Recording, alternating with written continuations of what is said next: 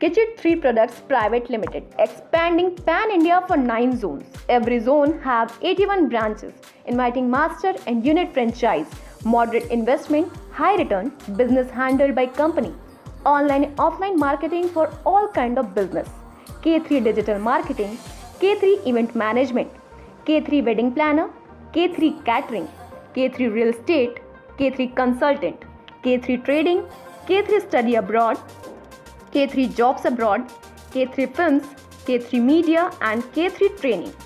Investment starts from 6 lakhs. For more details, you can contact us on our number 95490-59333 or you can mail us at director@kitchit3.com. You can visit our site www.kitchit3.com. We are located at Vaishali Nagar, Jaipur. Hyderabad के नगर निगम चुनाव में भी ओवैसी ने पुराने इलाके की सीटों पर एआईएमआईएम से 51 प्रत्याशी उतारे हैं, जिनमें से 5 टिकट हिंदुओं को दिए गए हैं। इस तरह से ओवैसी के 10% प्रत्याशी हिंदू समुदाय के हैं। दिल्ली बॉर्डर के बाद अब पश्चिमी यूपी में किसानों का प्रदर्शन शुरू हो गया है। शुक्रवार दोपहर को मेरठ, मुजफ्फरनगर में किसान सड़कों पर उतरे और हाईवे को जाम किया। बीजेपी के बंगाल प्रभारी कैलाश विजयवर्गीय ने बुधवार को कहा कि हमारी पार्टी की विशेषता यही है कि इसके मंच पर शिराज और जय श्री राम साथ में बैठते हैं। उन्होंने ये बात इसलिए कही कि पूर्वी मदीनापुर के टीएमसी जिला परिषद के सदस्य सिराज खान अपने समर्थकों के साथ बीजेपी का दामन थामा था। चीन ने ऑस्ट्रेलिया के खिलाफ सबसे बड़ा कदम उठाया। चीन के वाणिज्य विभाग ने शुक्रवार को कहा है कि वह अस्थायी तौर पर ऑस्ट्रेलिया की वाइन की डंपिंग रोकने के लिए भारी भरकम टैक्स लगाएगा। तृणमूल कांग्रेस की ओर से अब मांग की है कि राज्य के राज्यपाल जगदीप धनखड़ को पद से हटाया जाए। आरोप लगाया है कि राज्यपाल लगातार संविधान का उल्लंघन कर रहे हैं। कृषि कानूनों के खिलाफ प्रदर्शन कर रहे किसानों के समर्थन में कांग्रेस के पूर्व अध्यक्ष राहुल गांधी ने ट्वीट किया है। राहुल गांधी का कहना है कि सरकार को किसानों की मांग माननी पड़ेगी और काले कानून वापस लेने होंगे। पश्चिम बंगाल में बीजेपी के चीफ दिलीप घोष ने एक बार फिर विवादित बयान दिया है। दिलीप घोष का कहना है कि बंगाल में आतंकी ग्रुप एक्टिव है और यहां वेस्ट बांग्लादेश बनाने की साजिश हो रही है। एसआईटी ने जल निगम भर्ती घोटाला मामले में आजम खान पर 25 अप्रैल 2018 को केस दर्ज किया था। मुकदमे में आजम खान के साथ तत्कालीन नगर विकास सचिव एसपी सिंह, पूर्व एमडी पीके, तत्कालीन चीफ इंजीनियर अनिल खरे नामजद थे। मुस्लिम युवकों से अपील करते हुए सपा नेता एसटी हसन ने कहा कि आप लोग अपनी हिंदू लड़कियों को बहन की तरह समझें। अब ऐसा कानून बना दिया गया है जिससे उन्हें जबरदस्त तरीके से टॉर्चर किया जा सकता है। बीते दिनों हरियाणा पुलिस के 2 दिनों के बंदोबस्त को चंद घंटों में उखाड़कर भारी तादाद में किसान पंजाब से दिल्ली रवाना हो गए। ऐसे में अब एक बार फिर पंजाब हरियाणा बॉर्डर पर पुलिस ने किलेबंदी कर दी है। पंजाब से हरियाणा के रास्ते दिल्ली पड़ाव पर जाने वाले किसान आखिर भिवानी से गुजरने वाले दिल्ली हिसार राष्ट्रीय राजमार्ग से धरना उठाने पर राजी हुए। मृतक किसान पेशियों को भी घटनास्थल से उठा लिया गया और पोस्टमार्टम के लिए उसे अस्पताल भेज दिया गया है। किसानों की मांगों को सरकार तक पहुंचाने का आश्वासन देकर पुलिस प्रशासन ने किसानों को धरने से उठाया। तेलंगाना विधानसभा उपचुनाव को लेकर बीजेपी अध्यक्ष जेपी नड्डा ने शुक्रवार को हैदराबाद में किया रोड शो। अहमद पटेल की शोक सभा के दौरान पार्टी अध्यक्ष सोनिया गांधी ने अहमद पटेल के योगदान को याद किया और कहा कि पार्टी में कोई भी उनकी जगह नहीं ले सकता है।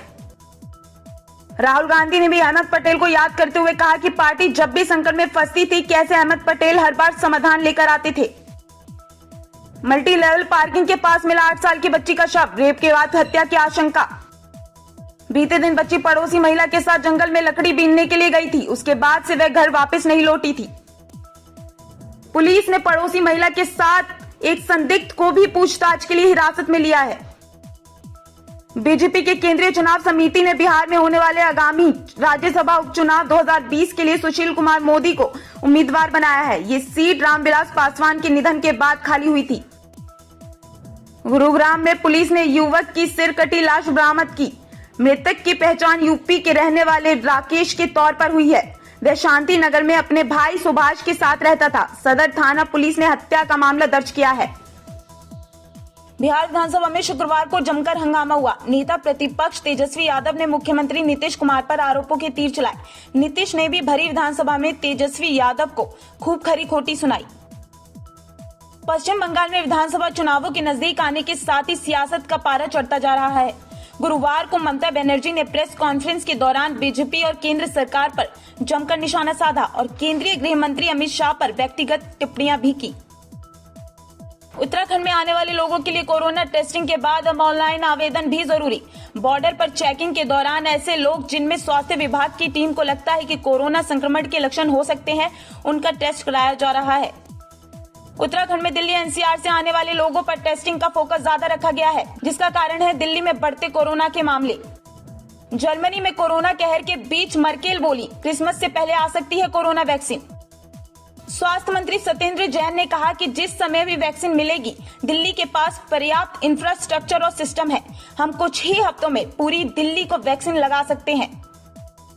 साजिद मीर पाकिस्तान के लाहौर के रहने वाले हैं। साजिद मीर FBI की मोस्ट वांटेड की लिस्ट में भी शामिल है। 26/11 हमले की जांच के दौरान ही साजिद मीर का नाम सामने आया था। साजिद मीर आतंकी संगठन लश्कर-ए-तैयबा के सीनियर मेंबर है।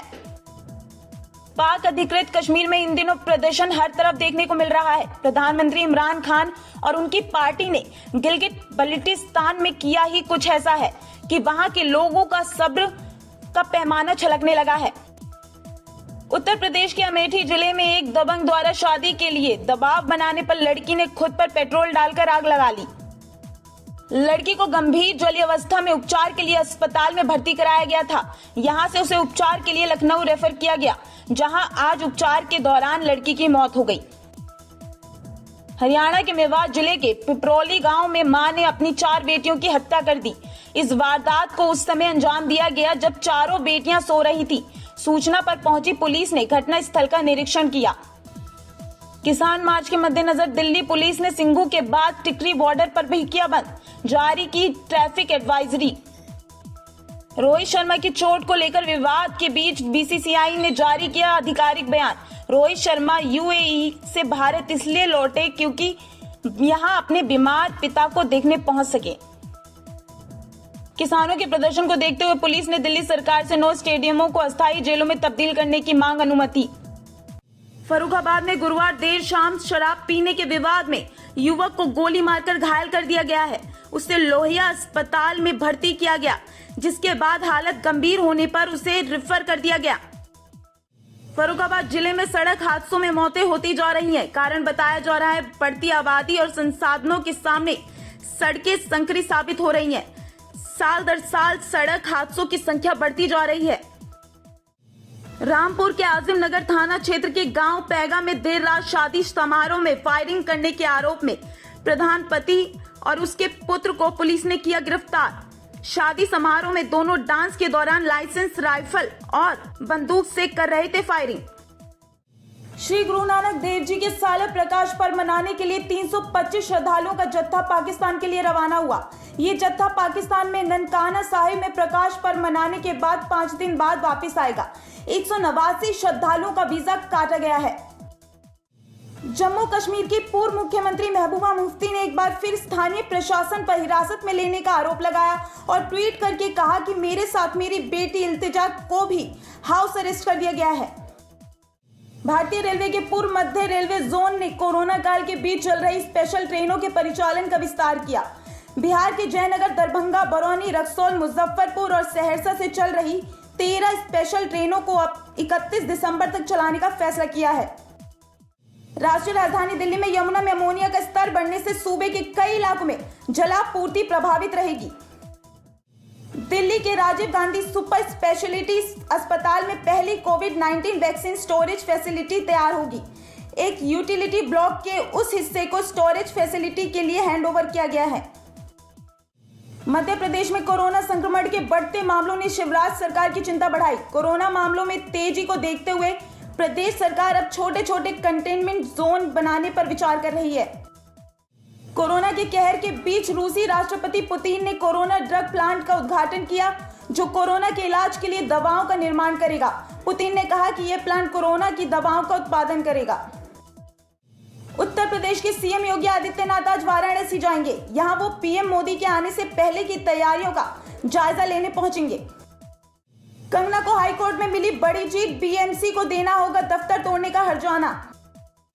मिर्जापुर में रॉबिन का किरदार निभाकर लोकप्रिय हो चुके प्रियांशु और वंदना बीते 2 सालों में एक दूसरे को डेट कर रहे थे।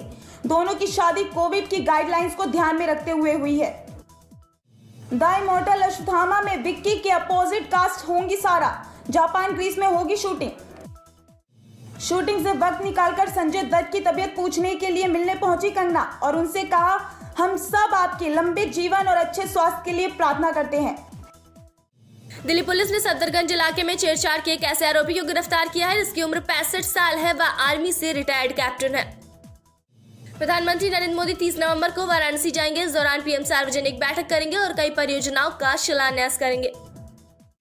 सूडान के पूर्व प्रधानमंत्री सादिक अल मेहदी का गुरुवार को कोरोना वायरस के कारण निधन हो गया। सादिक अल मेहदी ने संयुक्त अरब अमीरात में अंतिम सांस ली। अमेरिका में पिछले 24 घंटे के अंदर 1,80,000 से अधिक कोरोना के नए मामले सामने आए हैं। अब कुल कंफर्म केस की संख्या 1,31,37,962 हो गई है। भारतीय मूल के सांसद न्यूजीलैंड के निवासी डॉक्टर गौरव शर्मा ने न्यूजीलैंड की संसद में संस्कृत भाषा में शपथ ली है। हाल ही में न्यूजीलैंड के संसदीय चुनाव में वे लेबर पार्टी के टिकट पर हैमिल्टन वेस्ट से जीते हैं। कई देशों के डॉक्टर कोरोना वैक्सीन बनाने के काम में लगे हुए हैं। खबरों के मुताबिक अमेरिका में 12 दिसंबर तक कोरोना वैक्सीन लॉन्च कर दिया जाएगा। भारत के लगातार चीनी ऐप बैन करने से चीन परेशान हो गया है। चीन ने भारत के फैसले पर आपत्ति जताते हुए कहा है कि राष्ट्रीय सुरक्षा की आड़ में ऐसे कदम नहीं उठाए जाने चाहिए। बॉलीवुड अभिनेता अभिषेक बच्चन ने अपनी आने वाली थ्रिलर फिल्म बॉब बिस्वास के सेट से कुछ तस्वीरें शेयर की हैं। इन तस्वीरों में अभिषेक बच्चन को पहचान पाना मुश्किल। भूमि पेडनेकर की फिल्म दुर्गावती का ट्रेलर रिलीज हो गया है। इस फिल्म में भूमि का अलग ही रूप देखने को मिल रहा है। बुधवार को बिग बॉस 14 शो में कैप्टेंसी टास्क हुआ। इस टास्क में 2 परिवारों के रूप में जैस्मिन भसीन और रुबीना दिलैक को 2 अलग अलग परिवारों में बांटा गया।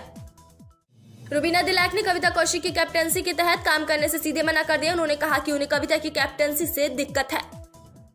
रुबीना के साथ कविता की हुई बहस में कविता ने रुबीना को कहा था कि उनका चेहरा इतना भी खूबसूरत नहीं है जिसमें वे इंटरेस्टेड हो। इस बात पर रुबीना अपनी नाराजगी जताते हैं और कहते हैं, आपका चेहरा भी इतना खूबसूरत नहीं है कि उन्हें कोई देखे। शाहरुख खान की बेटी सुहाना खान ने कुछ देर पहले ही फोटो शेयर की है जो इंटरनेट पर जमकर वायरल हो रही है। फोटो में सुहाना स्कर्ट पहने नजर आ रही है। मिर्जापुर फेम प्रियांशु पेनुली अपनी गर्लफ्रेंड वंदना जोशी से शादी करने जा रहे हैं। बताया जा रहा है कि एक्टर 26 नवंबर को शादी के बंधन में बंध जाएंगे। पूर्व बिग बॉस विजेता गौहर खान ने सोशल मीडिया पर अपने मंगेतर जैद दरबार के साथ एक सेल्फी साझा की जिसमें वो दोनों बेहद करीब है और एक साथ हमेशा की तरह बहुत अच्छे भी लग रहे हैं। एजाज खान का एक वीडियो सामने आया है जिसमें राहुल ने एजाज से पूछा कि क्या कभी उन्होंने शादी के बारे में सोचा, तो एजाज ने कहा 2015 में उनकी शादी होने वाली थी। तारक मेहता का उल्टा चश्मा शो का एक नया प्रोमो सामने आया है। इस प्रोमो में तारक मेहता एक लेटर पढ़ते हैं जिसमें लिखा होता है कि वे गोकुल धाम सोसाइटी छोड़ के जा रहे हैं। आश्रम 2 की जबरदस्त सफलता के बाद एक्ट्रेस पम्मी यानी अभिनेत्री अदिति पोहनकर ने बताया कि मैंने इस किरदार के लिए अपना कुल 8 किलो तक वजन बढ़ाया। इंडियन आइडल 12 की जज नेहा कक्कर और गायक रोहनप्रीत सिंह ने अपनी शादी की 1 महीने की सालगिरह सेलिब्रेट की और उन्होंने अपने इंस्टाग्राम से एक अलग ही अंदाज में विश किया। करीना कपूर इन दिनों प्रेगनेंसी फेज को एंजॉय कर रही हैं। करीना ने एक फोटो शेयर करते हुए कहा, क्या यह मेरा मील है या चीट मील। अगले 3 महीनों तक के लिए इनके बीच एक हल्की सी लाइन बनी हुई है। कंगना रनौत ने एक इंटरव्यू में बताया था कि उन्हें ऐश्वर्या की फिल्म ताल और हम दिल दे चुके सनम काफी पसंद थी। आलम ये था कि कंगना ऐश्वर्या की कॉपी करने की भी कोशिश करती थी। प्रख्यात उद्योगपति रतन टाटा ने 26/11 के मुंबई हमलों की बरसी पर कहा कि 12 साल पहले जो विनाश हुआ उसे भुलाया नहीं जा सकता, लेकिन यह भी नहीं भूलना चाहिए कि किस तरह से उस दिन मुंबई वासियों ने अपने सभी मतभेदों को बुलाकर आतंकवाद का मुकाबला किया था। रतन टाटा ने कहा, आज हमें निश्चित रूप से उन बहादुर लोगों के सम्मान में शोक मनाना चाहिए जिन्होंने दुश्मन से मुकाबले में अपना जीवन बलिदान कर दिया, लेकिन हमें इस बात की सराहना भी करनी चाहिए कि हमने किस तरह से एकता, दया और संवेदनशीलता दिखाई थी। कोरोना संकट और लॉकडाउन की वजह से देश को राजस्व का नुकसान तो हुआ ही है, तमाम योजनाओं में सरकार का खर्च भी बढ़ा है। अब वित्त मंत्रालय ने एक बार फिर मंत्रालय और विभागों को कहा है कि चालू वित्त वर्ष के शेष महीनों में अपने खर्च को संशोधित अनुमान के लक्ष्य तक सीमित रखने को कहा है। वित्त मंत्रालय ने कहा, वित्तीय सलाहकार यह सुनिश्चित करें कि 2020-21 के संशोधित अनुमान की बैठकों में व्यय की जो सीमा तय की गई है उसका कड़ाई से अनुपालन हो। आपको बता दें कि सरकार ने लॉकडाउन के दौरान नई योजना की शुरुआत पर रोक लगा दी थी। वित्त मंत्रालय ने रोक मार्च 2021 तक की योजना पर लगाई है। सप्ताह के चौथे कारोबारी दिन यानी गुरुवार को भारतीय शेयर बाजार की सुस्त शुरुआत हुई। शुरुआती कारोबार में सेंसेक्स और निफ्टी में मामूली बढ़त रही। अमेरिकी अर्थव्यवस्था में तीसरी तिमाही जुलाई सितंबर में उछाल आया और 33.1% की रिकॉर्ड वृद्धि दर्ज की गई। यह 1 महीने पहले के अनुमान के अनुरूप है। प्रधानमंत्री नरेंद्र मोदी ने गुरुवार को संविधान दिवस के मौके पर केवड़िया में जारी एक कार्यक्रम को संबोधित करते हुए मुंबई हमले में शहीद हुए लोगों को श्रद्धांजलि दी और कहा कि हम वो जख्म कभी नहीं भूल सकते हैं। पीएम मोदी ने कहा कि 2008 में पाकिस्तान से आए आतंकियों ने मुंबई पर धावा बोला था। आज का भारत नई नीति रीति के साथ आतंकवाद का सामना कर रहा है। पीएम मोदी ने कहा कि संविधान की रक्षा में न्यायपालिका की काफी बड़ी भूमिका है। पीएम बोले कि 70 के दशक में इसे भंग करने की कोशिश की गई, लेकिन संविधान ने ही इसका जवाब दिया। पीएम मोदी ने कहा कि कोरोना काल में देश के लोगों ने संविधान पर विश्वास होने के नाते समर्थन किया है। संसद में इस बार तय वक्त से काफी अधिक काम हुआ है। सांसदों ने अपनी सैलरी में कटौती की है। प्रधानमंत्री नरेंद्र मोदी ने कहा कि आज देश संविधान दिवस मना रहा है और लोकतंत्र के पर्व के जश्न में डूबा हुआ है। पीएम मोदी ने कहा कि हर किसी को राष्ट्रहित को ध्यान रखते हुए काम करना चाहिए। पीएम ने कहा कि सरदार सरोवर डैम भी इस राजनीति का शिकार होता रहा है। जब पानी का काम हुआ तो राजस्थान से भैरव सिंह, जसवंत सिंह उनसे मिलने गुजरात आए और बधाई दी। दिल्ली कूच के इरादे से निकले पंजाब और हरियाणा के किसान लंबी लड़ाई के मूड में हैं। अपने साथ किसान राशन और रहने का सामान साथ लाए हैं, लेकिन उन्हें बॉर्डर पर रोका जा रहा है। प्रधानमंत्री मोदी ने कहा, हमारे यहाँ बड़ी समस्या ये भी रही है कि संवैधानिक और कानूनी भाषा उस व्यक्ति को समझने में मुश्किल होती है जिसके लिए वो कानून बना है। अपने संबोधन में पीएम मोदी ने कहा, अब हमारा प्रयास ये होना चाहिए कि संविधान के प्रति सामान्य नागरिक की समझ और ज्यादा व्यापक हो। पीएम मोदी ने कहा, हर नागरिक का आत्मसम्मान और आत्मविश्वास बढ़े, ये संविधान की भी अपेक्षा है और हमारा भी ये निरंतर प्रयास है। महाराष्ट्र में वैसे तो चुनाव में बहुत से प्रत्याशी उतरे हैं, लेकिन इस प्रत्याशी की चर्चा अमरावती विभाग में जोरों पर है, क्योंकि इस शिक्षक प्रत्याशी ने अपना नामांकन बनियान पहनकर भरा है। यूएई ने पाकिस्तान को एक बड़ा झटका दिया है। यूएई ने पाकिस्तान समेत 13 मुस्लिम देशों के लिए वर्क या एम्प्लॉयमेंट वीजा रद्द कर दिया है। चीन के हांगकांग में कोरोना वायरस की चौथी लहर आ गई है। इसकी वजह से इस इलाके का प्रशासन काफी परेशान है। नोकिया 2.4 आज भारत में लॉन्च हो रहा है। इसे सितंबर में यूरोप में लॉन्च किया गया था। ये बजट स्मार्टफोन होगा और एंड्रॉइड 10 पर चलेगा। इंस्टाग्राम एक और नए फीचर की टेस्टिंग कर रहा है। ये फीचर इंस्टाग्राम के मैसेज में एनिमेटेड टेक्स्ट के लिए है। इसके तहत यूजर्स टेक्स्ट को एनिमेट करके सेंड कर सकेंगे। Xiaomi ने एक ऐसा पावर बैंक लॉन्च किया है जो विंटर में आपका हाथ भी गर्म रखेगा। कंपनी ने ZMI hand warmer power bank launch किया है। होंडा सिटी भारतीय बाजार में पॉपुलर सेडान है। आने वाले दिनों में सब कुछ ठीक रहा तो जल्द कंपनी भारतीय बाजार में होंडा सिटी हैचबैक उतार सकती है। देश की दिग्गज वाहन निर्माता कंपनी महिंद्रा के न्यू जनरेशन महिंद्रा थार को क्रैश टेस्ट में ग्लोबल NCAP से शानदार रेटिंग मिली है। कोविड वायरस को लेकर वैवाहिक समारोह में लोगों को शामिल करने के मामले में भारी उपयोग को सीएम योगी आदित्यनाथ के एक स्पष्ट निर्देश ने समाप्त कर दिया है। सीएम योगी आदित्यनाथ ने वैवाहिक समारोह को लेकर स्पष्ट निर्देश दिया है कि लोग कोविड प्रोटोकॉल का पालन करें। इसके लिए किसी के भी आदेश की कोई जरूरत नहीं है। वरुण धवन और सारा अली खान की फिल्म कुली नंबर 1 25 दिसंबर को अमेजॉन प्राइम वीडियो पर रिलीज हो रही है। अब इसका ट्रेलर रिलीज होने वाला है। पंजाब और हरियाणा के किसान अंबाला में हैं और धीरे धीरे दिल्ली की ओर आगे बढ़ रहे हैं। इस बीच हरियाणा के गुरुग्राम में योगेंद्र यादव को गुरुग्राम पुलिस ने हिरासत में लिया है।